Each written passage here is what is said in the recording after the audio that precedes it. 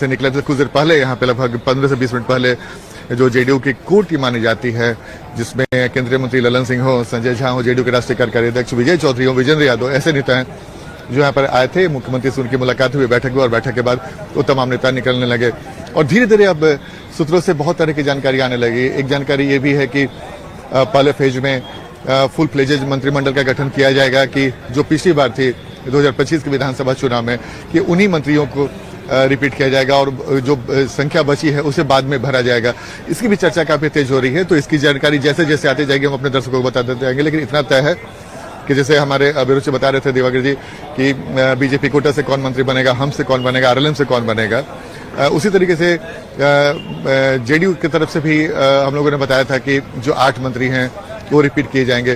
जाहिर तौर पे निशांत को लेकर सबसे ज्यादा चर्चा है। निशांत अगर बिहार के डिप्टी सीएम बनते हैं जेडीयू कोटा से, तो एक खबर ये भी आ रही है कि निशांत कुमार के कद के बराबर किसी और को भी अगर आप जिम्मेदारी डिप्टी सीएम की देते हैं तो उनके कद पर असर पड़ सकता है। लेकिन एक दूसरी खबर ये भी है कि निशांत कुमार के अभिभावक की भूमिका के तौर पे भी विजय चौधरी, जो बहुत वरिष्ठ नेता हैं और बहुत नीतीश कुमार के करीबी मंत्री माने जाते हैं, तो उनके रहने से निशांत कुमार के लिए भी आसान होगा। निशांत कुमार को राजनीति भी सीखनी है और सरकार भी चलाना है।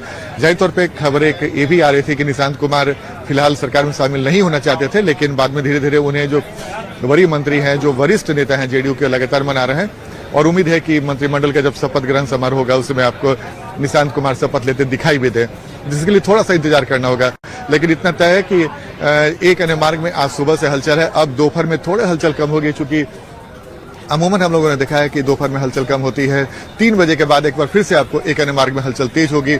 ऐसे भी विधायक आएंगे जिन्हें मंत्री बनने की इच्छा है, वो भी मुख्यमंत्री से मुलाकात करेंगे। जो जेडीयू के जो थिंक टैंक के लोग हैं वो भी आएंगे, उनसे भी मुलाकात होगी। तो ये जो मुलाकातों का दौर है ऐसी चलेगा, जिसके बारे में लगातार हम अपने दर्शकों को जानकारी देते रहेंगे। जी चले, बिल्कुल। तो शुक्रिया इस अपडेट के लिए, इस तस्वीर के लिए आपका आनंद। तो देखिए, सीएम आवास की हलचल जो है वो लगातार बढ़ी हुई है, क्योंकि जेडीयू के नेताओं के मिलने का सिलसिला लगातार जारी है। संभावित जो लिस्ट है वो, ये तस्वीरें धीरे धीरे साफ होते हुए आनंद ज्यादा जानकारी के साथ जुड़ चुके हैं। आनंद, 15 अप्रैल को 11 बजे बिहार के नए सीएम शपथ ग्रहण कर लेंगे, विस्तार से जानकारी दीजिएगा।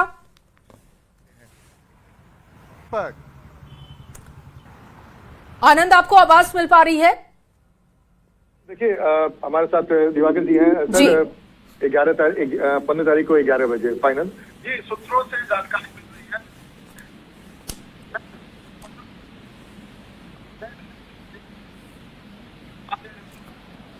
तो 15 अप्रैल को 11 बजे शपथ ग्रहण होने जा रहा है। बिहार के नए सीएम शपथ ग्रहण कर लेंगे। 15 तारीख को 11 बजे शपथ ग्रहण हो जाएगा और आनंद लगातार हमारे साथ बने हुए हैं। ब्यूरो चीफ दिवाकर जी भी उनके साथ मौजूद हैं।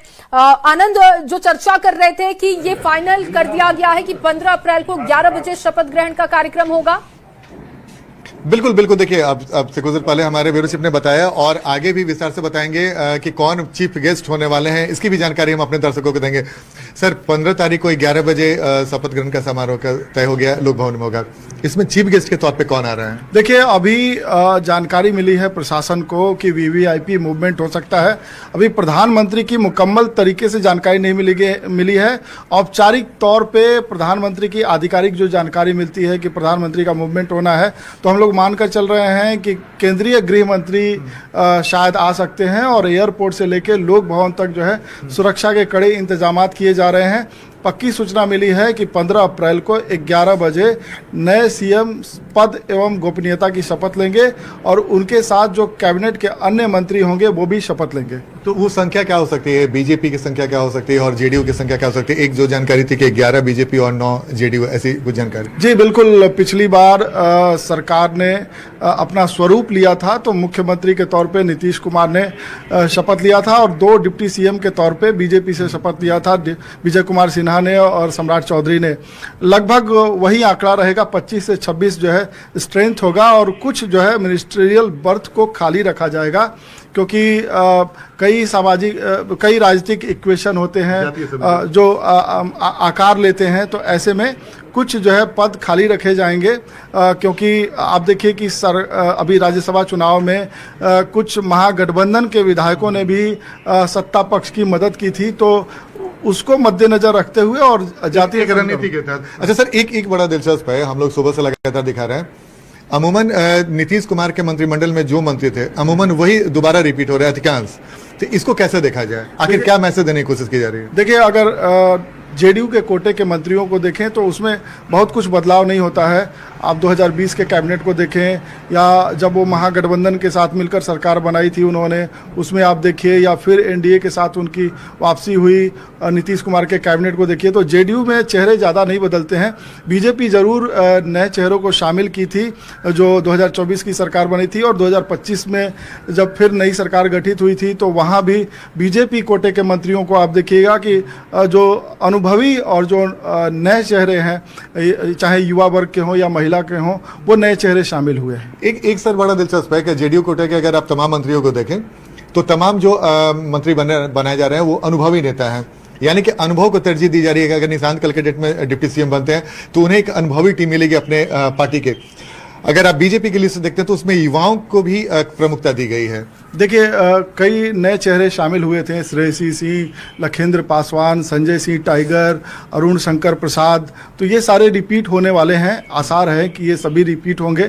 जो संभावित मंत्रियों की सूची सूत्रों के मुताबिक जो हमें जानकारी मिली है उसमें ये सभी चेहरे रिपीट हो रहे हैं। मंगल पांडे जो अनुभवी के तौर पे शामिल होंगे, विजय कुमार सिन्हा अनुभवी के तौर पे शामिल होंगे। जेडीयू में अगर देखें तो जेडीयू में जमा खां जो है, अगर उम्र के मुकाबले देखिए, एक तरफ विजेंद्र प्रसाद यादव हैं, विजय कुमार चौधरी हैं, श्रवण कुमार हैं, लेसी सिंह हैं जो काफ़ी अनुभवी हैं, और उसके बाद अगर देखिए तो सुनील कुमार या जमा खां, ये उनके मुकाबले जो है कम अनुभवी हैं। तो संयोजन दिख रहा है और नई सरकार में भी वही संयोजन। एक बड़ा दिलचस्प है, अगर मान लीजिए बीजेपी का मुख्यमंत्री होता है जिसकी चर्चा अब लगभग फाइनल स्टेज पहुंच गई है, तो पिछले बार बीजेपी की तरफ से 2 डिप्टी सीएम थे, सम्राट चौधरी और विजय सिन्हा। इस बार अगर सम्राट चौधरी डिप्टी सीएम बनेंगे तो यानी कि डिप्टी सीएम की 2 कुर्सी जेडीयू तरफ जाएगी। तो ऐसे में अगर विजय सिन्हा के बारे में चर्चा करें जो डिप्टी सीएम है, उनकी भूमिका क्या देखते हैं? देखिए, अभी तो चर्चा रही है कि निशांत कुमार डिप्टी सीएम होंगे, लेकिन जेडीयू ने अगर कोई फैसला किया है कि डिप्टी सीएम बनेंगे तो जाहिर सी बात है कि उसमें विजय कुमार चौधरी ही डिप्टी सीएम हो सकते हैं, दूसरे चेहरे। और बीजेपी जब नीतीश कुमार सीधे सीधे मुख्यमंत्री थे, बीजेपी को अपने कोटे में 2 डिप्टी सीएम मिले थे, तो हो सकता है कि ये स्थितियां बदलती हुई दिखाई देगी और उसके उलट जो है तस्वीर दिखाई देगी, सीएम बीजेपी के कोटे में आ जाएगा। और अगर कोई दूसरे डिप्टी सीएम की कहीं कोई तस्वीर उभरती है तो उसमें विजय कुमार चौधरी ही दावेदार हैं। अच्छा, एक जानकारी, चूंकि देखिए बीजेपी 20 साल के बाद बीजेपी का मुख्यमंत्री होगा, तो बीजेपी अपने इस सरकार में क्या कुछ बड़ा मैसेज देने की कोशिश करेगी? मंत्रिमंडल की चर्चा होगी, लेकिन आपको क्या लगता है कि इस मंत्रिमंडल में क्या कुछ ऐसा कुछ नया करने जा रहा है बीजेपी, जिसकी चर्चा हो कि भाई बीजेपी की सरकार फुल फ्लेजेज बनी है, तो इस बार तस्वीर कुछ अलग दिखेगी? देखिए, बीजेपी के एक वरिष्ठ विधायक की माने तो उन्होंने कहा है कि बीजेपी की जो रूपरेखा है, आला नेतृत्व ने जो प्रदेश के नेताओं को, विधायकों को जो मूल मंत्र दिया है, उसमें उन्होंने कहा है कि सबसे पहला काम है लॉ एंड ऑर्डर को मुस्तैद रखना, लॉ एंड ऑर्डर की जो बदहाल स्थिति है उसको दुरुस्त करना। दूसरा काम है कि उद्योग का विस्तार करना, जिस तरीके से बीजेपी ने प्रॉमिस किया था कि बिहार के हर जिले में उद्योग का विस्तार होगा, नए सेटअप लगेंगे उद्योग धंधों के, तो उस पर फोकस होगा। और तीसरा फोकस होगा कि किस तरीके से रोजगार क्रिएट किया जाए। तो ये 3 बिंदुओं पर बीजेपी फोकस करेगी। आने वाला समय, चूंकि नीतीश कुमार को लगातार हम लोग 20 सालों से कवर करते आए हैं, अब नीतीश कुमार का एरा एक तरीके से समाप्त हो रहा है। कल 11 बजे जब कैबिनेट की बैठक होगी और माना जा रहा है कि उसके बाद इस्तीफा दे देंगे, कैसे देखते हैं नीतीश कुमार की भरपाई संभव है? देखिए, नीतीश कुमार ने जो लकीर खींची है वो काफ़ी लंबी है। नीतीश कुमार के लकीर को तो काटना मुश्किल है और नीतीश कुमार से लंबी लकीर खींचने की चुनौती होगी। नीतीश कुमार के बराबर भी अगर कोई लकीर खींचता है तो उसकी उपलब्धि मानी जाएगी। हमेशा डे 1 से जो है नए सीएम जो होंगे उनकी तुलना और उनका जो आकलन होगा नीतीश कुमार के पैरामीटर्स पे ही होगा। तो नए सीएम के सामने चुनौतियां हैं। 2 दशक से ज़्यादा नीतीश कुमार इस राज्य की बागडोर संभालें और नीतीश कुमार ने कई रिकॉर्ड स्थापित किए। लॉ एंड ऑर्डर को ड्रास्टिक चेंज करना, ओवरनाइट 2005 में वो आए और उम्मीद ही नहीं थी कि जंगल राज से निकाल के और कानून व्यवस्था की ऐसी स्थिति स्थापित की जाएगी। नीतीश कुमार ने किया और इंफ्रास्ट्रक्चर पे भी नीतीश कुमार ने जो काम किया वो विश्वसनीय माना जाएगा। एक बड़ा दिलचस्प हुआ दिवाकर जी, आज अब बीजेपी की तरफ से कौन मुख्यमंत्री के कुर्सी पे बैठेगा इसकी तस्वीर तो कुछ घंटे में साफ हो जाएगी, लेकिन जेडीयू के दो बड़े नेता एक अन्य मार्ग में नीतीश कुमार से बैठक करने के बाद सम्राट चौधरी के घर पे पहुंचते हैं, जो डिप्टी सीएम गृह मंत्री हैं। कुछ देर के बाद निकलते हैं, उसके बाद बीजेपी के प्रदेश अध्यक्ष पहुंचते हैं। तो सम्राट चौधरी के कद को आप कैसे देखते हैं? आपको लगता है कि एक बड़ा इशारा धीरे धीरे मिलने लगा है? देखिए, 2020 के बाद आप राजनीतिक परिस्थितियों पर ध्यान दीजिए, राजनीतिक हालात पे ध्यान दीजिए, तो सम्राट चौधरी लगातार उनका कद बढ़ता गया है। मैं कई पड़ाव का जिक्र आपसे करूंगा। पहला पड़ाव जब उनको नेता प्रतिपक्ष बनाया गया था बिहार विधान परिषद में, उनको टास्क दिया गया था कि लालू प्रसाद और नीतीश कुमार की जो महागठबंधन की सरकार है उसको फेस करना है। उन्होंने बखूबी उस टास्क को निभाया। दूसरा मौका तब आया जब नीतीश कुमार की एनडीए में वापसी हुई और सम्राट चौधरी ने जरूरी जो बहुमत के आंकड़े हैं उसका इंतजामात किया। फिर उसके बाद तीसरा मौका तब आया जब एनडीए में वापसी के बाद चुनाव हुए 2024 के लोकसभा चुनाव हुए, 2025 के लोकसभा चुनाव हुए। सम्राट चौधरी स्टार प्रचारक की भूमिका में रहे और बड़े नेताओं के मंच पर दिखाई दिए। फिर उसके बाद 2025 में नई सरकार गठित हुई तो सम्राट चौधरी को गृह विभाग मिला। वो गृह विभाग जो नीतीश कुमार के पास करीब नीतीश कुमार 2005 से चीफ मिनिस्टर रहे और उनके पास ही ये गृह विभाग रहा। एक इसी में हम कंटिन्यू कर देते हैं। एक बड़ा दिलचस्प था कि समृद्धि यात्रा में जब जा रहे थे मंच पे, तो नीतीश कुमार और सम्राट चौधरी का जो बॉन्डिंग था वो हर जगह तस्वीर देखी, हमारे दर्शकों ने देखा। उसके बाद सम्राट चौधरी और निशांत कुमार की भी बॉन्डिंग हम लोग ने एक होटल में देखा था, जो काफी आत्मीयता से मुलाकात करे। नीतीश कुमार से भी अच्छा तालमेल, निशांत कुमार से भी अच्छा तालमेल, यानी कि एक रणनीति के तहत धीरे धीरे बीजेपी ने बहुत कुछ बढ़ाना शुरू कर दिया था। जी बिल्कुल। और हमारे जो सीनियर एडिटर हैं मनोज मलयाली जी कई बार इस बात का जिक्र कर चुके हैं कि जो काम बीजेपी के कैलाशपति मिश्र और सुशील मोदी ने नहीं किया वो सम्राट चौधरी ने किया है। सम्राट चौधरी जो बीजेपी और संघ को सीधे बिहार में बीजेपी को सीएम की कुर्सी नहीं मिली, तो वो कुर्सी जो है सीधे सम्राट चौधरी ने हासिल की। सम्राट चौधरी की जो परवरिश हुई है वो समाजवादियों के बीच हुई है। वो जानते हैं कि सत्ता का खेल कैसे, सत्ता के जो है विषाद जो है कैसे बिछाए जाएं और कैसे सामाजिक समीकरणों को साधा जाए।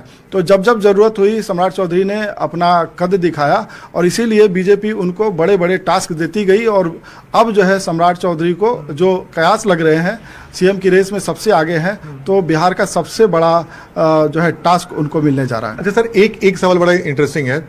जिस दिन नीतीश कुमार से जो नई सरकार बनी और गृह मंत्री का जो प्रभार था उस सम्राट चौधरी को दे दिया गया, क्या हम माने कि उसी दिन ये तय हो गया था कि आने वाले समय में सम्राट चौधरी बिहार की कुर्सी संभाल सकते हैं? जी बिल्कुल। जिस दिन से नीतीश कुमार जिस विभाग को देखते रहे हैं मुख्यमंत्री, बतौर मुख्यमंत्री उनके पास गृह विभाग भी रहा है। ज़्यादातर राज्यों में मुख्यमंत्री अपने पास ही गृह विभाग रखते हैं, लेकिन नीतीश कुमार ने खास तौर पे कभी भी गृह विभाग को बीजेपी से शेयर नहीं किया। लेकिन सम्राट चौधरी जैसे ही नंबर 2 की हैसियत पाते हैं उनको गृह विभाग की अहम जिम्मेदारी भी मिलती है। उसी दिन से ये तय हो गया कि सम्राट चौधरी को आने वाले वर्षों में बड़ी जिम्मेदारी मिल सकती है। शिवराज सिंह चौहान यहाँ पर्यवेक्षक बनकर आ रहे हैं, ये कैसे देखते हैं? चूंकि केंद्र के बड़े नेता माने जाते हैं और उनका एक बड़ा कद है, उनका यहाँ पर पर्यवेक्षक बन के आना कैसे देखते हैं? देखिए, बीजेपी कोई भी काम करती है तो उसमें स्ट्रेटजी होती है। केंद्रीय कृषि मंत्री हैं शिवराज सिंह चौहान और जिस वर्ग से आते हैं वो ईबीसी कैटेगरी में माना जाता है बिहार में। और बीजेपी की परिपाटी रही है कि डेमोक्रेटिक सेटअप दिखाने के लिए बीजेपी विधायक दल की बैठक कराती है और उसमें सबकी रजामंदी और सर्वसम्मति से कोई नया चेहरा तय किया जाता है जिसको बड़ी जिम्मेदारी दी जाती है। तो उसी परिपाटी को फॉलो करते हुए केंद्रीय मंत्री शिवराज सिंह चौहान को बुलाया जा रहा है और बिहार में सामाजिक समीकरणों को ध्यान में रखते हुए उनको ये दायित्व दिया जा रहा है। तो मतलब ये बीजेपी संदेश देती है कि हर बड़े काम को वो समाज के जो हाशिए पे पड़े लोग हैं उनको हर बड़े काम में बड़ी जिम्मेदारी, अहम जिम्मेदारी दी जाती है। तो सम्राट शिवराज सिंह चौहान के जरिए बड़े संदेश देने की कोशिश कर रही है, सामाजिक संदेश के साथ साथ राजनीतिक संदेश देने की कोशिश कर रही है और सम्राट चौधरी तो पिछड़े ब्लॉक के बड़े नेता के तौर पर उभरे ही हैं। अच्छा, एक सर अब एक सवाल निशांत को लेके भी ले लेते हैं, क्योंकि निशांत कुमार राजनीति में कभी सक्रिय बहुत नहीं रहे, हाल के दिनों में सक्रिय दिखे। निशांत कुमार को अगर डिप्टी सीएम की कुर्सी पे बिठाया जाता है, आपको लगता है कि निशांत कुमार के लिए इतना आसान होगा? देखिए, अगर पीछे के राजनीतिक इतिहास को देखें, देश के राष्ट्रीय राजनीति को ध्यान में रखें, तो कई ऐसे चेहरे आए जिनको लेकर बहुत ज़्यादा उम्मीद नहीं लगाई गई थी।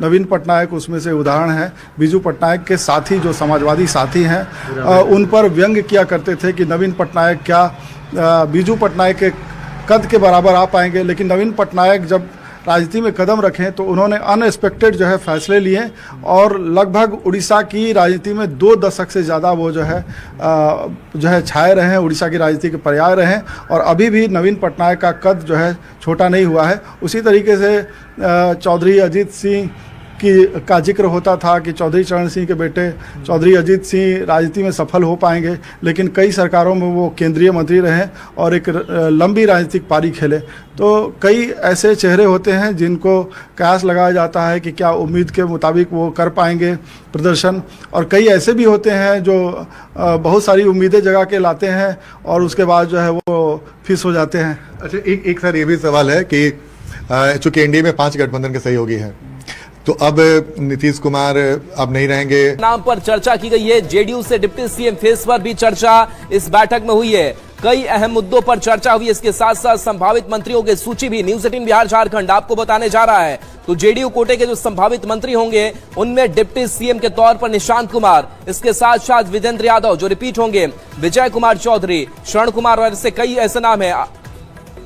आनंद अमृतराज हमारे साथ न्यूज 18 संवाददाता जुड़ गए हैं। आनंद, अब तस्वीर धीरे धीरे साफ हो रही है। जेडीयू आवाज से जो नेता निकले हैं, क्या बातचीत हुई है सीएम आवाज से? देखिए, लगभग अब बस कुछ ही घंटे बचे हैं। चले बिल्कुल आनंद, आपके पास आएंगे। ब्यूरो चीफ दिवाकर तिवारी जी भी हमारे साथ जुड़े हुए हैं। दिवाकर जी, अब जो जेडीयू के नेता हैं सीएम आवाज से निकल रहे हैं धीरे धीरे करके, लेकिन अब संभावित मंत्रियों की भी सूची न्यूज 18 के पास है। इसको आप किस तरीके से देख रहे हैं? आपका विश्लेषण क्या कह रहा है? तेज हो गई है और सभी दलों में मंत्रियों की सूची पर बात हो रही है। कौन कौन से संभावित मंत्री हो सकते हैं उनको लेकर चर्चा हो रही है। और सूत्रों से जो जानकारी मिल रही है कि निशांत कुमार डिप्टी सीएम के तौर पे सरकार में शामिल होंगे। उनके अलावा जेडीयू कोटे से फिलहाल 8 लोगों के शपथ लेने की सूचना है, यानी 8 मंत्रियों को, निशांत कुमार के अलावा 8 मंत्रियों को शपथ ग्रहण कराया जाएगा। साथ ही अगर हम की बात करें, एलजेपी-आर की बात करें, आरएलएसपी की बात करें, तो संतोष कुमार सुमन जो हम से मंत्री होंगे, जीतन राम मांझी के बेटे हैं और मौजूदा सरकार में मंत्री भी हैं, तो नई सरकार में भी इनका स्थान बरकरार रहेगा। संजय पासवान और संजय कुमार सिंह एलजेपी-आर से होंगे। दीपक प्रकाश आरएलएसपी कोटे से जो है माफ कीजिएगा आरएलएम कोटे से मंत्री होंगे। राष्ट्रीय लोक मोर्चा जो उपेंद्र कुशवाहा की पार्टी है उस कोटे से जो है दीपक का प्रकाश मंत्री होंगे। बीजेपी कोटे से संभावित मंत्रियों की सूची है, उसमें विजय कुमार सिन्हा, मंगल पांडे, रामकृपाल यादव, दिलीप जायसवाल, श्रेयसी सिंह, लखेंद्र पासवान, रमा निषाद, प्रमोद कुमार चंद्रवंशी, अरुण शंकर प्रसाद और संजय सिंह टाइगर का नाम सामने आ रहा है। और भी इस लिस्ट में मंत्री बनते हुए दिखाई देंगे, यानी और भी लिस्ट में शामिल हो सकते हैं नाम। तो फिलहाल इन नामों की चर्चा हो रही है और काफी जो है गहमा गहमी और हलचल देखने को मिल रही है। और चलिए दिवाकर जी के पास आते हैं, उनसे संपर्क करने की कोशिश करेंगे आनंद से। दिवाकर जी, अब इन नामों को बाकी हम देखें और जिस तरीके से डिप्टी सीएम निशांत और बीजेपी की कोशिश है, जेडीयू की कोशिश है कि निशांत कुमार नई सरकार में जरूर रहे, नंबर 2 की हैसियत में निशांत कुमार जरूर होंगे। फिलहाल निशांत कुमार किसी सदन के सदस्य नहीं है, तो निशांत कुमार ने ये कहा था कि किसी सदन के सदस्य बनने तक वो मंत्रिपरिषद का हिस्सा नहीं रह सकते हैं। लेकिन जो तमाम एनडीए के वरिष्ठ नेता हैं उन्होंने मना लिया है और वो शायद सरकार में शामिल होते दिखाई देंगे। जी, बीजेपी की तरफ से तो जो लिस्ट हमारे पास है, उन लिस्टों में हम कई नाम सीएम के चेहरे के तौर पर भी चला रहे हैं कि चर्चा में ये भी है, रेस में ये भी है। इनको किस तरीके से देखा जाए? देखिए, बिहार में सामाजिक समीकरणों को खासा ध्यान रखा जाता है और इसीलिए आप देखिए कि बीजेपी या जेडीयू या अन्य घटक दलों के जो चेहरे हैं वो सामाजिक समीकरणों को ध्यान में रखते हुए उसकी संरचना तैयार की गई है। बीजेपी में भी अगर देखेंगे तो बीजेपी में सवर्ण चेहरे भी हैं, साथ ही साथ जो है दलित चेहरे भी हैं ओबीसी और ईबीसी को भी खास तौर पर जगह दी गई है। और जिस तरीके से प्रधानमंत्री का फोकस है कि महिलाओं को केंद्र बिंदु में रखा जाए, आने वाले दिनों में महिलाएं जो है नारी शक्ति वंदन जो सम्मेलन लगातार देश में कर रही है बीजेपी, और ये मैसेज देने की कोशिश कर रही है कि किस तरीके से राजनीति में प्रधानमंत्री नरेंद्र मोदी ने जो वादा किया था महिलाओं को आगे लाने का, महिलाओं को आरक्षण देने का, वो सपना पूरा हो रहा है। तो बीजेपी एक संदेश देने की कोशिश करेगी। नई सरकार के गठन के जरिए भी महिलाओं की भी अच्छी खासी तादाद होगी, महिलाओं को भी आनुपातिक तौर पे जो है मंत्रिपरिषद में जगह मिलेगी। और इसीलिए आप देखिए कि जेडीयू या बीजेपी कोटे से कई महिला चेहरा आपको दिखाई देंगे। मौजूदा सरकार में भी महिला चेहरे को शामिल किया गया था, और आने वाले जो सरकार की बनावट होगी, संरचना होगी, उसमें भी महिलाएं खासतौर पे ध्यान देगी, देखने को मिलेगी। जी, कल शिवराज सिंह चौहान भी पहुंच रहे हैं। बीजेपी के लिहाज से ये निर्णय रणनीति को लेकर के क्या चल रहा होगा अभी? देखिए, शिवराज सिंह चौहान को पर्यवेक्षक के तौर पे भेजा जा रहा है। जो औपचारिकता है वो शिवराज सिंह चौहान पूरी करेंगे। अब एनडीए विधायक दल की बैठक होगी, बीजेपी विधायक दल की बैठक होगी। तमाम बैठकों में शिवराज सिंह चौहान मौजूद होंगे, और संभवतः शिवराज सिंह चौहान जो है एनडीए के नेताओं के साथ गवर्नर हाउस भी जाएंगे। लोक भवन जाकर जो नई सरकार गठन की कवायद होगी उसमें भी शिवराज सिंह चौहान दिखाई दे सकते हैं। तो केंद्र से प्रतिनिधि के तौर पे केंद्रीय मंत्री शिवराज सिंह चौहान को भेजा गया है। और बीजेपी में ये परिपाटी रही है कि जब नए नेता का चयन होता है तो वो पर्यवेक्षक की मौजूदगी में ही होता है। तो वो परिपाटी बरकरार है, जो परंपरा है वो बरकरार है, और शिवराज सिंह चौहान दिखाई देंगे और उनकी मौजूदगी में बीजेपी विधायक दल का नेता चुना जाएगा, और वही एनडीए विधानमंडल दल का भी नेता होगा। चलिए, बिल्कुल। आनंद सीएम आवास से जुड़े हुए हैं। आनंद, कुछ हलचल और वहां बढ़ रही है सीएम आवास पे? नहीं, देखिए, अब हलचल जाहिर सी बात है, हलचल बढ़ेगी, जो कि अब जैसा कि मैंने आपको बताया कि आने वाले 24 से 48 घंटे सीएम आवास में ही हलचल होने वाली है, क्योंकि आपको कई बड़े नेता यहाँ पे आते जाते दिखेंगे, और सामान की भी शिफ्टिंग हो रही थी तो वो भी वहां जा रहे हैं। तो कई तरह की चर्चाएं चल रही हैं। और सबसे बड़ी बात है कि एक अन्य मार्ग जिसमें पिछले 20 सालों से नीतीश कुमार रह रहे थे, अब जब वो एक अन्य मार्ग खाली करने वाले हैं और नए मुख्यमंत्री को यहाँ पे अब रहना है, तो उसके पहले एक अन्य मार्ग में हलचल स्वाभाविक है। जब तक नीतीश कुमार यहाँ पे हैं तो कई बड़े नेता उनसे मिलने आ सकते हैं, और धीरे सुबह से ही आज लगभग 8 बजे से ही नेताओं के आने का सिलसिला जारी था। तो ये तस्वीर लगातार अभी भी देखिए, कई कुछ अधिकारी भी निकल रहे हैं एक अन्य मार्ग से। तो आज हलचल दिन भर रहेगी, और कल भी ये हलचल आपको ऐसे ही दिखाई देगी, क्योंकि कल जैसे ही कैबिनेट की बैठक समाप्त होने के बाद नीतीश कुमार इस्तीफा देंगे, उसके बाद यहाँ पे बहुत गहमागहमी होने वाली है। और स्वाभाविक सी बात है, न सिर्फ मुख्यमंत्री नीतीश कुमार दिल्ली के राजनीति भी जाएंगे, नए मुख्यमंत्री को भी आना है, नए मुख्यमंत्री का भी चयन होना है। और जैसे ही कैबिनेट की बैठक में इस्तीफा देने के बाद जब नीतीश कुमार एक अन्य मार्ग पहुंचेंगे, उसके बाद लोक भवन पहुंचेंगे, तो सियासी हलचल स्वाभाविक है। हम आपको तस्वीर दिखा रहे हैं, देखिए एक अन्य मार्ग की ये तस्वीर देखिए, जहां पे कल हलचल होगी। और दूसरा आकर्षण होगा ठीक हमारे पीछे लोक भवन, जो यहाँ से महज कुछ कदम की दूरी पर है, बिहार लोक भवन, जहाँ पे नीतीश कुमार जाएंगे, अपने इस्तीफा सौंपेंगे। और दूसरी महत्वपूर्ण बात कि नई सरकार का जब गठन होना है, उसे लेकर भी जो भी एनडीए विधायक दल का नेता चुना जाएगा, वो भी नई सरकार के गठन के लिए राज्यपाल से आग्रह करेगा, और उन्हें कब वक्त मिलता है ये देखना दिलचस्प होगा। तो जाहिर सी बात है, देखिए अभी हम आपको लगातार दिखा रहे हैं, अधिकारियों का आने जाने का सिलसिला जारी है, क्योंकि लगातार नीतीश कुमार की भी कोशिश होगी कि जो जल्द से जो भी काम है उसे निपटाया जाए। तो एक अन्य मार्ग में आज हलचल सुबह से दिखा दी, जैसे कि सुबह में आपने देखा कि ललन सिंह हो, विजय चौधरी हो, अशोक चौधरी हो, जमागंज जैसे जेडीयू के जो तमाम जो बड़े नेता हैं वो पहुंचे थे, और उसके बाद फिर यहाँ पे मुलाकात हुई, बैठक हुई, और बैठक के बाद नेता यहाँ से निकले थे। कुछ देर पहले यहाँ पे लगभग 15 से 20 मिनट पहले जो जेडीयू की कोर टीम मानी जाती है, जिसमें केंद्रीय मंत्री ललन सिंह हो, संजय झा हो, जेडीयू के राष्ट्रीय कार्यकारी अध्यक्ष विजय चौधरी हो, विजेंद्र यादव, ऐसे नेता हैं जो यहाँ पर आए थे। मुख्यमंत्री से उनकी मुलाकात हुई, बैठक हुई, और बैठक के बाद वो तमाम नेता निकलने लगे। और धीरे धीरे अब सूत्रों से बहुत तरह की जानकारी आने लगी। एक जानकारी ये भी है कि पहले फेज में फुल फ्लेजेज मंत्रिमंडल का गठन किया जाएगा, कि जो पिछली बार थी 2025 के विधानसभा चुनाव में, कि उन्हीं मंत्रियों को रिपीट किया जाएगा, और जो संख्या बची है उसे बाद में भरा जाएगा। इसकी भी चर्चा काफी तेज हो रही है। तो इसकी जानकारी जैसे जैसे आती जाएगी हम अपने दर्शकों को बताते जाएंगे। लेकिन इतना तय है कि जैसे हमारे अभिरुचि बता रहे थे दिवाकर जी कि बीजेपी कोटा से कौन मंत्री बनेगा, हम से कौन बनेगा, आरएलएम से कौन बनेगा, उसी तरीके से जेडीयू की तरफ से भी हम लोगों ने बताया था कि जो 8 मंत्री हैं वो रिपीट किए जाएंगे। जाहिर तौर पे निशांत को लेकर सबसे ज्यादा चर्चा है। निशांत अगर बिहार के डिप्टी सीएम बनते हैं जेडीयू कोटा से, तो एक खबर ये भी आ रही है कि निशांत कुमार के कद के बराबर किसी और को भी अगर आप जिम्मेदारी डिप्टी सीएम की देते हैं तो उनके कद पर असर पड़ सकता है। लेकिन एक दूसरी खबर ये भी है कि निशांत कुमार के अभिभावक की भूमिका के तौर पे भी विजय चौधरी, जो बहुत वरिष्ठ नेता हैं और बहुत नीतीश कुमार के करीबी मंत्री माने जाते हैं, तो उनके रहने से निशांत कुमार के लिए भी आसान होगा। निशांत कुमार को राजनीति भी सीखनी है और सरकार भी चलाना है।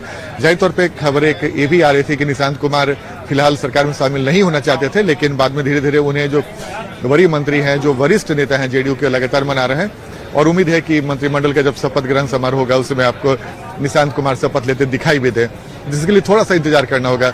लेकिन इतना तय है कि एक अन्य मार्ग में आज सुबह से हलचल है। अब दोपहर में थोड़ा हलचल कम होगी, चूंकि अमूमन हम लोगों ने देखा है कि दोपहर में हलचल कम होती है। 3 बजे के बाद एक बार फिर से आपको एक अन्य मार्ग में हलचल तेज होगी। ऐसे भी विधायक आएंगे जिन्हें मंत्री बनने की इच्छा है, वो भी मुख्यमंत्री से मुलाकात करेंगे। जो जेडीयू के जो थिंक टैंक के लोग हैं वो भी आएंगे, उनसे भी मुलाकात होगी। तो ये जो मुलाकातों का दौर है ऐसे ही चलेगा, जिसके बारे में लगातार हम अपने दर्शकों को जानकारी देते रहेंगे। जी चले, बिल्कुल। तो शुक्रिया इस अपडेट के लिए, इस तस्वीर के लिए आपका आनंद। तो देखिए, सीएम आवास की हलचल जो है वो लगातार बढ़ी हुई है, क्योंकि जेडीयू के नेताओं के मिलने का सिलसिला लगातार जारी है। संभावित जो लिस्ट है वो भी लगातार न्यूज 18 बिहार झारखंड आपको दिखा रहा है, जो कैबिनेट में नई सरकार में शामिल होंगे। और देखिए, लगातार जो मंथन है वो भी चल रहा है। बड़ी खबर रख रहे हैं इस वक्त की बड़ी खबर, 15 अप्रैल को 11 बजे शपथ ग्रहण होगा। देखिए, नई सरकार के शपथ ग्रहण को लेकर खबर सामने आ चुकी है। 11 बजे शपथ ग्रहण बिहार के सीएम का होगा। 15 अप्रैल को 11 बजे बिहार के नए सीएम शपथ ग्रहण कर लेंगे, जो इस वक्त जानकारी आ रही है। और धीरे धीरे अब तस्वीरें साफ होती हुई दिख रही हैं। एक तरफ बैठकों का दौर जारी है, दूसरी तरफ न्यूज 18 बिहार झारखंड आप तक एक एक तस्वीर पहुंचा रहा है, एक एक अपडेट आप तक रख रहे हैं। और इस वक्त आपको ये बड़ी खबर दे रहे हैं कि 15 अप्रैल को शपथ ग्रहण हो रहा है। 11 बजे का समय बताया जा रहा है। सुबह 11 बजे बिहार के नए सीएम शपथ ग्रहण कर लेंगे 15 अप्रैल को। और उससे पहले 14 अप्रैल यानी कल का दिन नीतीश कैबिनेट की आखिरी बैठक होने जा रही है। बैठक के बाद नीतीश का इस्तीफा होगा, उसके बाद बीजेपी की बैठक अलग से की जाएगी, जेडीयू अपनी अलग से बैठक करेगी, विधानमंडल दल की बैठक होगी, नेता का चुनाव किया जाएगा। इस प्रक्रिया के पूरे करने के बाद एनडीए की भी बैठक होगी। और अब देखिए, तस्वीरें धीरे धीरे साफ होते हुए। आनंद ज्यादा जानकारी के साथ जुड़ चुके हैं। आनंद, 15 अप्रैल को 11 बजे बिहार के नए सीएम शपथ ग्रहण कर लेंगे, विस्तार से जानकारी दीजिएगा।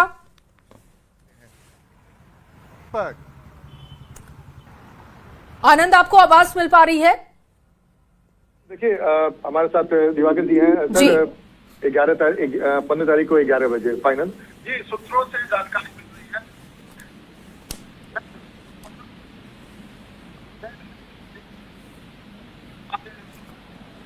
तो 15 अप्रैल को 11 बजे शपथ ग्रहण होने जा रहा है। बिहार के नए सीएम शपथ ग्रहण कर लेंगे। 15 तारीख को 11 बजे शपथ ग्रहण हो जाएगा। और आनंद लगातार हमारे साथ बने हुए हैं, ब्यूरो चीफ दिवाकर जी भी उनके साथ मौजूद हैं। आनंद, जो चर्चा कर रहे थे कि ये फाइनल कर दिया गया है कि 15 अप्रैल को 11 बजे शपथ ग्रहण का कार्यक्रम होगा। बिल्कुल बिल्कुल। देखिए, अब से कुछ देर पहले हमारे ब्यूरो चीफ ने बताया और आगे भी विस्तार से बताएंगे कि कौन चीफ गेस्ट होने वाले हैं, इसकी भी जानकारी हम अपने दर्शकों को देंगे। सर, 15 तारीख को 11 बजे शपथ ग्रहण का समारोह तय हो गया, लोक भवन में होगा। इसमें चीफ गेस्ट के तौर पे कौन आ रहे हैं? देखिए, अभी जानकारी मिली है प्रशासन को कि वीवीआईपी मूवमेंट हो सकता है। अभी प्रधानमंत्री की मुकम्मल तरीके से जानकारी नहीं मिली है। औपचारिक तौर पे प्रधानमंत्री की आधिकारिक जो जानकारी मिलती है कि प्रधानमंत्री का मूवमेंट होना है, तो हम लोग मानकर चल रहे हैं कि केंद्रीय गृह मंत्री शायद आ सकते हैं। और एयरपोर्ट से लेकर लोक भवन तक जो है सुरक्षा के कड़े इंतजाम किए जा रहे हैं। पक्की सूचना मिली है कि 15 अप्रैल को 11 बजे नए सीएम पद एवं गोपनीयता की शपथ लेंगे और उनके साथ जो कैबिनेट के अन्य मंत्री होंगे वो भी शपथ लेंगे। तो वो संख्या क्या हो सकती है, बीजेपी की संख्या क्या हो सकती है और जेडीयू की संख्या क्या हो सकती है? एक जो जानकारी थी कि 11 बीजेपी और 9 जेडीयू, ऐसी कुछ जानकारी। जी बिल्कुल, पिछली बार सरकार ने अपना स्वरूप लिया था तो मुख्यमंत्री के तौर पे नीतीश कुमार ने शपथ लिया था और 2 डिप्टी सीएम के तौर पे बीजेपी से शपथ लिया था विजय कुमार सिन्हा ने और सम्राट चौधरी ने। लगभग वही आंकड़ा रहेगा, 25 से 26 जो है स्ट्रेंथ होगा और कुछ जो है मिनिस्ट्रियल बर्थ को खाली रखा जाएगा क्योंकि कई राजनीतिक इक्वेशन होते हैं जो आकार लेते हैं, तो ऐसे में कुछ जो है पद खाली रखे जाएंगे क्योंकि आप देखिए कि अभी राज्यसभा चुनाव में कुछ महागठबंधन के विधायकों ने भी सत्ता पक्ष की मदद की थी, तो उसको मद्देनजर रखते हुए और जातीय रणनीति के तहत। अच्छा सर, एक बड़ा दिलचस्प है, हम लोग सुबह से लगातार दिखा रहे हैं, अमूमन नीतीश कुमार के मंत्रिमंडल में जो मंत्री थे अमूमन वही दोबारा रिपीट हो रहे हैं अधिकांश। तो इसको कैसे देखा जाए, आखिर क्या मैसेज देने की कोशिश की जा रही है? देखिए, अगर जेडीयू के कोटे के मंत्रियों को देखें तो उसमें बहुत कुछ बदलाव नहीं होता है। आप 2020 के कैबिनेट को देखें या जब वो महागठबंधन के साथ मिलकर सरकार बनाई थी उन्होंने, उसमें आप देखिए, या फिर एनडीए के साथ उनकी वापसी हुई नीतीश कुमार के कैबिनेट को देखिए, तो जेडीयू में चेहरे ज़्यादा नहीं बदलते हैं। बीजेपी ज़रूर नए चेहरों को शामिल की थी जो 2024 की सरकार बनी थी और 2025 में जब फिर नई सरकार गठित हुई थी तो वहाँ भी बीजेपी कोटे के मंत्रियों को आप देखिएगा कि जो अनुभवी और जो नए चेहरे हैं, चाहे युवा वर्ग के हों या महिला के हों, वो नए चेहरे शामिल हुए हैं। एक सर बड़ा दिलचस्प है कि जेडीयू कोटे के अगर आप तमाम मंत्रियों को देखें तो तमाम जो मंत्री बनाए जा रहे हैं वो अनुभवी नेता हैं, यानी कि अनुभव को तरजीह दी जा रही है कि अगर निशांत कल के डेट में डिप्टी सीएम बनते हैं तो उन्हें एक अनुभवी टीम मिलेगी अपने पार्टी के। अगर आप बीजेपी की लिस्ट देखते हैं तो उसमें युवाओं को भी प्रमुखता दी गई है। देखिए, कई नए चेहरे शामिल हुए थे, श्रेयसी सिंह, लखेंद्र पासवान, संजय सिंह टाइगर, अरुण शंकर प्रसाद, तो ये सारे रिपीट होने वाले हैं। आसार है कि ये सभी रिपीट होंगे। जो संभावित मंत्रियों की सूची सूत्रों के मुताबिक जो हमें जानकारी मिली है उसमें ये सभी चेहरे रिपीट हो रहे हैं। मंगल पांडे जो अनुभवी के तौर पे शामिल होंगे, विजय कुमार सिन्हा अनुभवी के तौर पे शामिल होंगे। जेडीयू में अगर देखें तो जेडीयू में जमा खां जो है, अगर उम्र के मुकाबले देखिए, एक तरफ विजेंद्र प्रसाद यादव हैं, विजय कुमार चौधरी हैं, श्रवण कुमार हैं, लेसी सिंह हैं जो काफ़ी अनुभवी हैं, और उसके बाद अगर देखिए तो सुनील कुमार या जमा खां, ये उनके मुकाबले जो है कम अनुभवी हैं। तो संयोजन दिख रहा है और नई सरकार में भी वही संयोजन। एक बड़ा दिलचस्प है, अगर मान लीजिए बीजेपी का मुख्यमंत्री होता है जिसकी चर्चा अब लगभग फाइनल स्टेज पहुंच गई है, तो पिछले बार बीजेपी की तरफ से 2 डिप्टी सीएम थे, सम्राट चौधरी और विजय सिन्हा। इस बार अगर सम्राट चौधरी डिप्टी सीएम बनेंगे तो यानी कि डिप्टी सीएम की 2 कुर्सी जेडीयू तरफ जाएगी। तो ऐसे में अगर विजय सिन्हा के बारे में चर्चा करें जो डिप्टी सीएम है, उनकी भूमिका क्या देखते हैं? देखिए, अभी तो चर्चा रही है कि निशांत कुमार डिप्टी सीएम होंगे, लेकिन जेडीयू ने अगर कोई फैसला किया है कि डिप्टी सीएम बनेंगे तो जाहिर सी बात है कि उसमें विजय कुमार चौधरी ही डिप्टी सीएम हो सकते हैं, दूसरे चेहरे। और बीजेपी जब नीतीश कुमार सीधे सीधे मुख्यमंत्री थे, बीजेपी को अपने कोटे में 2 डिप्टी सीएम मिले थे, तो हो सकता है कि ये स्थितियां बदलती हुई दिखाई देगी और उसके उलट जो है तस्वीर दिखाई देगी, सीएम बीजेपी के कोटे में आ जाएगा और अगर कोई दूसरे डिप्टी सीएम की कहीं कोई तस्वीर उभरती है तो उसमें विजय कुमार चौधरी ही दावेदार है। अच्छा, एक जानकारी, चूंकि देखिए बीजेपी 20 साल के बाद बीजेपी का मुख्यमंत्री होगा, तो बीजेपी अपने इस सरकार में क्या कुछ बड़ा मैसेज देने की कोशिश करेगी? मंत्रिमंडल की चर्चा होगी, लेकिन आपको क्या लगता है कि इस मंत्रिमंडल में क्या कुछ ऐसा कुछ नया करने जा रहा है बीजेपी, जिसकी चर्चा हो कि भाई बीजेपी की सरकार फुल फ्लेजेज बनी है तो इस बार तस्वीर कुछ अलग दिखेगी? देखिए, बीजेपी के एक वरिष्ठ विधायक की माने तो उन्होंने कहा है कि बीजेपी की जो रूपरेखा है, आला नेतृत्व ने जो प्रदेश के नेताओं को, विधायकों को जो मूल मंत्र दिया है, उसमें उन्होंने कहा है कि सबसे पहला काम है लॉ एंड ऑर्डर को मुस्तैद रखना, लॉ एंड ऑर्डर की जो बदहाल स्थिति है उसको दुरुस्त करना। दूसरा काम है कि उद्योग का विस्तार करना, जिस तरीके से बीजेपी ने प्रॉमिस किया था कि बिहार के हर ज़िले में उद्योग का विस्तार होगा, नए सेटअप लगेंगे उद्योग धंधों के, तो उस पर फोकस होगा। और तीसरा फोकस होगा कि किस तरीके से रोजगार क्रिएट किया जाए। तो ये 3 बिंदुओं पर बीजेपी फोकस करेगी। आने वाला समय, चूंकि नीतीश कुमार को लगातार हम लोग 20 सालों से कवर करते आए हैं, अब नीतीश कुमार का एरा एक तरीके से समाप्त हो रहा है। कल 11 बजे जब कैबिनेट की बैठक होगी और माना जा रहा है कि उसके बाद इस्तीफा दे देंगे। कैसे देखते हैं, नीतीश कुमार की भरपाई संभव है? देखिए, नीतीश कुमार ने जो लकीर खींची है वो काफ़ी लंबी है। नीतीश कुमार के लकीर को तो काटना मुश्किल है और नीतीश कुमार से लंबी लकीर खींचने की चुनौती होगी। नीतीश कुमार के बराबर भी अगर कोई लकीर खींचता है तो उसकी उपलब्धि मानी जाएगी। हमेशा डे वन से जो है नए सीएम जो होंगे उनकी तुलना और उनका जो आकलन होगा नीतीश कुमार के पैरामीटर्स पे ही होगा। तो नए सीएम के सामने चुनौतियां हैं। 2 दशक से ज़्यादा नीतीश कुमार इस राज्य की बागडोर संभालें और नीतीश कुमार ने कई रिकॉर्ड स्थापित किए। लॉ एंड ऑर्डर को ड्रास्टिक चेंज करना, ओवरनाइट 2005 में वो आए और उम्मीद ही नहीं थी कि जंगल राज से निकाल के और कानून व्यवस्था की ऐसी स्थिति स्थापित की जाएगी। नीतीश कुमार ने किया और इंफ्रास्ट्रक्चर पे भी नीतीश कुमार ने जो काम किया वो विश्वसनीय माना जाएगा। एक बड़ा दिलचस्प हुआ दिवाकर जी, आज अब बीजेपी की तरफ से कौन मुख्यमंत्री के कुर्सी पे बैठेगा इसकी तस्वीर तो कुछ घंटे में साफ हो जाएगी। लेकिन जेडीयू के 2 बड़े नेता एक अन्य मार्ग में नीतीश कुमार से बैठक करने के बाद सम्राट चौधरी के घर पे पहुंचते हैं, जो डिप्टी सीएम गृह मंत्री हैं। कुछ देर के बाद निकलते हैं, उसके बाद बीजेपी के प्रदेश अध्यक्ष पहुंचते हैं। तो सम्राट चौधरी के कद को आप कैसे देखते हैं? आपको लगता है कि एक बड़ा इशारा धीरे धीरे मिलने लगा है? देखिए, 2020 के बाद आप राजनीतिक परिस्थितियों पर ध्यान दीजिए, राजनीतिक हालात पे ध्यान दीजिए, तो सम्राट चौधरी लगातार उनका कद बढ़ता गया है। मैं कई पड़ाव का जिक्र आपसे करूंगा। पहला पड़ाव जब उनको नेता प्रतिपक्ष बनाया गया था बिहार विधान परिषद में, उनको टास्क दिया गया था कि लालू प्रसाद और नीतीश कुमार की जो महागठबंधन की सरकार है उसको फेस करना है। उन्होंने बखूबी उस टास्क को निभाया। दूसरा मौका तब आया जब नीतीश कुमार की एनडीए में वापसी हुई और सम्राट चौधरी ने जरूरी जो बहुमत के आंकड़े हैं उसका इंतजामात किया। फिर उसके बाद तीसरा मौका तब आया जब एनडीए में वापसी के बाद चुनाव हुए 2024 के लोकसभा चुनाव हुए, 2025 के लोकसभा चुनाव हुए। सम्राट चौधरी स्टार प्रचारक की भूमिका में रहे और बड़े नेताओं के मंच पर दिखाई दिए। फिर उसके बाद 2025 में नई सरकार गठित हुई तो सम्राट चौधरी को गृह विभाग मिला। वो गृह विभाग जो नीतीश कुमार के पास करीब नीतीश कुमार 2005 से चीफ मिनिस्टर रहे और उनके पास ही ये गृह विभाग रहा। एक इसी में हम कंटिन्यू कर देते हैं। एक बड़ा दिलचस्प था कि समृद्धि यात्रा में जब हम लोग जा रहे थे मंच पे, तो नीतीश कुमार और सम्राट चौधरी का जो बॉन्डिंग था वो हर जगह तस्वीर देखी, हमारे दर्शकों ने देखा।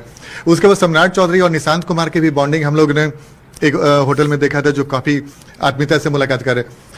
नीतीश कुमार से भी अच्छा तालमेल, निशांत कुमार से भी अच्छा तालमेल, यानी कि एक रणनीति के तहत धीरे धीरे बीजेपी ने बहुत कुछ बढ़ाना शुरू कर दिया था। जी बिल्कुल। और हमारे जो सीनियर एडिटर हैं मनोज मलयाली जी कई बार इस बात का जिक्र कर चुके हैं कि जो काम बीजेपी के कैलाशपति मिश्र और सुशील मोदी ने नहीं किया वो सम्राट चौधरी ने किया है। सम्राट चौधरी जो बीजेपी और संघ को सीधे बिहार में बीजेपी को सीएम की कुर्सी नहीं मिली, तो वो कुर्सी जो है सीधे सम्राट चौधरी ने हासिल की। सम्राट चौधरी की जो परवरिश हुई है वो समाजवादियों के बीच हुई है। वो जानते हैं कि सत्ता का खेल कैसे, सत्ता के जो है विषाद जो है कैसे बिछाए जाएं और कैसे सामाजिक समीकरणों को साधा जाए। तो जब जरूरत हुई सम्राट चौधरी ने अपना कद दिखाया और इसीलिए बीजेपी उनको बड़े बड़े टास्क देती गई और अब जो है सम्राट चौधरी को जो कयास लग रहे हैं सीएम की रेस में सबसे आगे हैं, तो बिहार का सबसे बड़ा जो है टास्क उनको मिलने जा रहा है। अच्छा सर, एक सवाल बड़ा इंटरेस्टिंग है। जिस दिन नीतीश कुमार से जो नई सरकार बनी और गृह मंत्री का जो प्रभार था उस सम्राट चौधरी को दे दिया गया, क्या हम माने कि उसी दिन ये तय हो गया था कि आने वाले समय में सम्राट चौधरी बिहार की कुर्सी संभाल सकते हैं? जी बिल्कुल। जिस दिन से नीतीश कुमार जिस विभाग को देखते रहे हैं मुख्यमंत्री, बतौर मुख्यमंत्री उनके पास गृह विभाग भी रहा है। ज़्यादातर राज्यों में मुख्यमंत्री अपने पास ही गृह विभाग रखते हैं, लेकिन नीतीश कुमार ने खास तौर पे कभी भी गृह विभाग को बीजेपी से शेयर नहीं किया।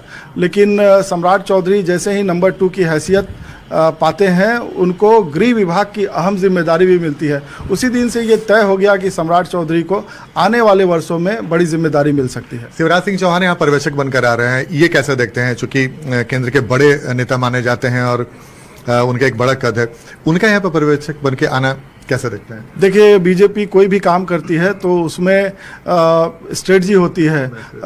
केंद्रीय कृषि मंत्री हैं शिवराज सिंह चौहान और जिस वर्ग से आते हैं वो ईबीसी कैटेगरी में माना जाता है बिहार में। और बीजेपी की परिपाटी रही है कि डेमोक्रेटिक सेटअप दिखाने के लिए बीजेपी विधायक दल की बैठक कराती है और उसमें सबकी रजामंदी और सर्वसम्मति से कोई नया चेहरा तय किया जाता है, जिसको बड़ी जिम्मेदारी दी जाती है।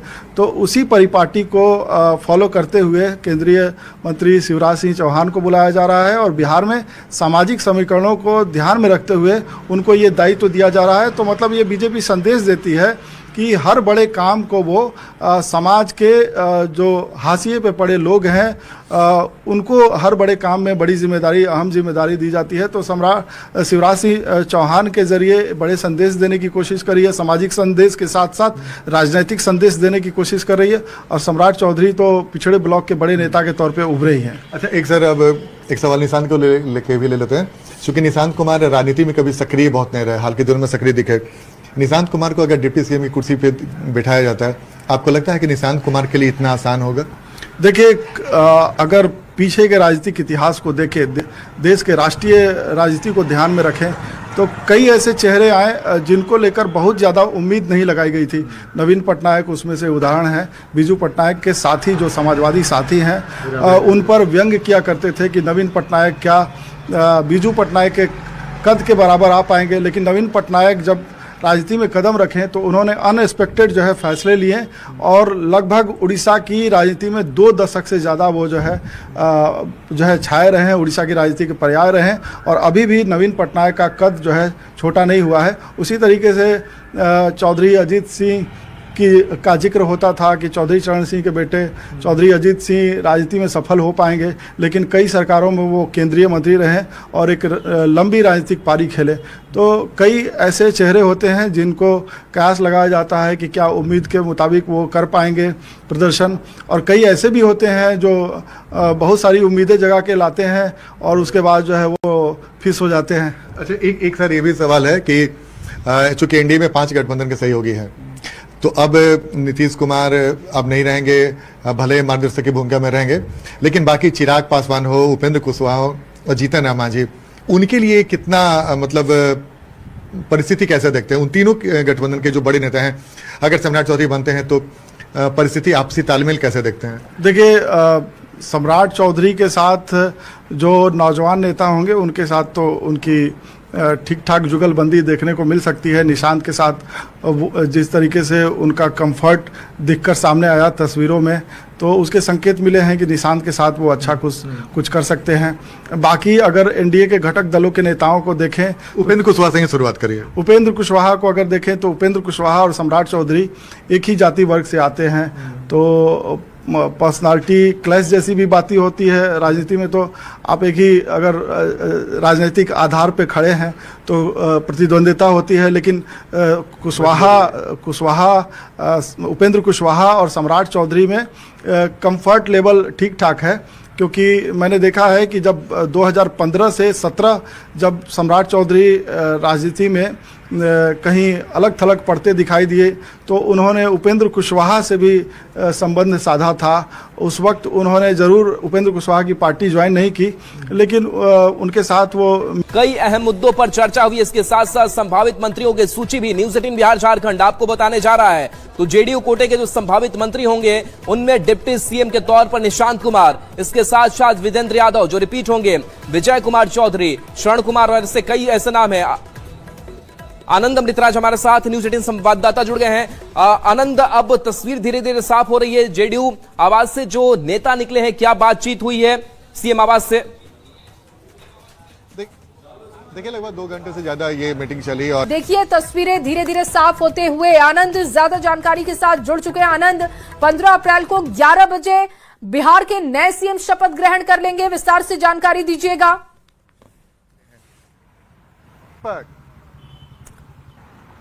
आनंद, आपको आवाज मिल पा रही है? देखिए, हमारे साथ दिवाकर जी हैं सर।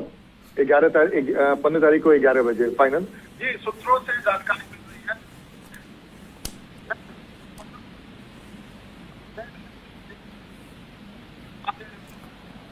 तो 15 अप्रैल को 11 बजे शपथ ग्रहण होने जा रहा है। बिहार के नए सीएम शपथ ग्रहण कर लेंगे। 15 तारीख को 11 बजे शपथ ग्रहण